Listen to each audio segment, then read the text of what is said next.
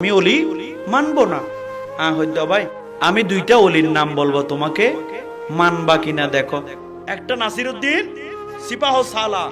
নাসিরউদ্দিন সিপাহ সালা যখন মারা গেছে কবর দাফন করছে হইকে বুঝিতে উত্তর দক্ষিণ, কিন্তু হয়ে গেছে ইতারা উত্তর দক্ষিণ গাড়ি এসি ফজর তুলি দেখে দিয়ে বাবার নসিব।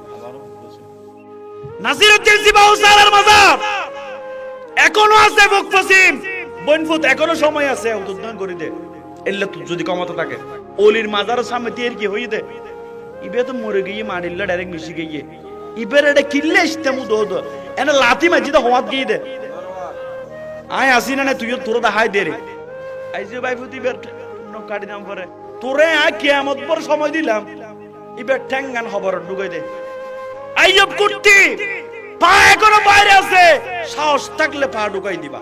এত না পারে তুই বের হতে না আল্লাহর ওলিদের সাথে মস্কারি করা এত সহজ মনে করিয়েন না, এটা ভুল। দুইটা ওলির নাম বলছি, তোমার মতো বাদ খেয়ে ঘুমায় ঘুমায় আল্লাহর ওলি হয়? আল্লাহর ওলিকে এত সহজ মনে করছেন কিভাবে?